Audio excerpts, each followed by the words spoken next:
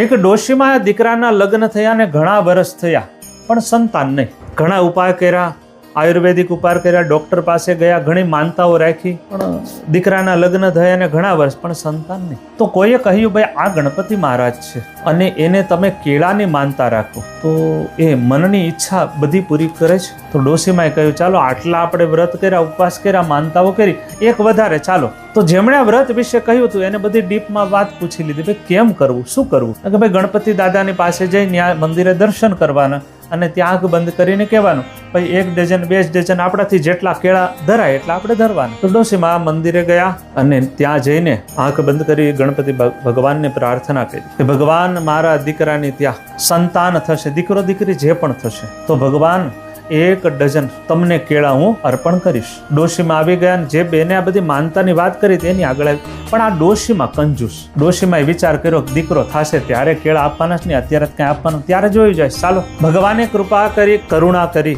સમય પસાર થયો, દીકરાની વહુ છે એ ઋતુમતી થઈ, ગર્ભ રહ્યો અને 10મે મહિને દીકરાનો જન્મ થયો. ઘરની અંદર આનંદનો કોઈ પાર ન રહ્યો. પેલા બેન જેમણે માનતા રખાવી હતી એ આવીને કહ્યું કે દીકરાનો જન્મ થઈ ગયો, યાદ છે ને તમને માનતા? તો ડોશીમાં માથું ખંજોળ કે હા એ વાત સાચી છે, હવે મારે ધરવા તો જવું જ પડશે. ગામમાં નીકળે ત્યારે કેળાનો ભાવ પૂછે અને દુકાનવાળાને પૂછે સસ્તા ક્યારે થાય કેળા? તો કે ભાઈ મોટા તહેવારની અંદર કેળા બહુ મોંઘા હોય, એટલે તહેવારમાં લેશો તો મોંઘા પડશે, તમને ઓફ સિઝનમાં તમે કેળા લ્યો તો સસ્તા પડશે. એટલે ડોશીમાં એક તો કંજૂસ, એને ઓફ સિઝન ગોઈતી. હવે ભગવાનને ક્યારે કેળા ધરવા એવી જ કઈ વાત નહોતી થઈ કે 11ના કે પૂનમના કે ગણેશ ચોથ સંકષ્ટીના, એવી તો વાત થઈ નહોતી. એટલે રસ્તો એને અપનાવ્યો કે ઓફ સિઝનમાં ભગવાનને કેળા ધરવાની વાત થઈ છે. એટલે પેલી વસ્તુ ઓફ સિઝનની અંદર કેળા લેવા નીકળ્યા. કેળાની બજાર જે હતી ત્યાં ગયા, કેળાની લૂમનું કેળાનું પૂછ્યું ભાઈ કેટલા રૂપિયા? પેલો દુકાનવાળો કે ભાઈ 100 રૂપિયાના ડઝન. ઓહો, તું તો મારી નાખી, આટલા બધા મોંઘા થોડા હોય અત્યારે ઓફ સિઝનમાં? તો પેલા કેળાવાળો કે ભાઈ સિઝનની અંદર વધારે મોંઘા હોય, અત્યારે ઓફ સિઝન છે એટલે સસ્તા છે. ડોશીમાં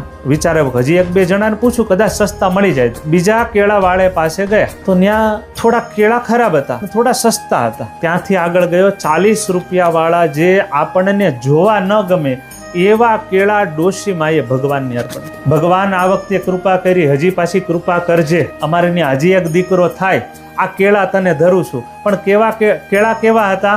લબડેલા. મેં તમને કીધું એમ આપણને કેળા જોવા ન ગમે એવા કેળા, પણ ભગવાનને તો ખબર જ હોય, બધું સર્વ અંતર્યામી છે, સર્વજ્ઞ છે, કે ડોશીમાએ કેળા કેવા અર્પણ કર્યા છે.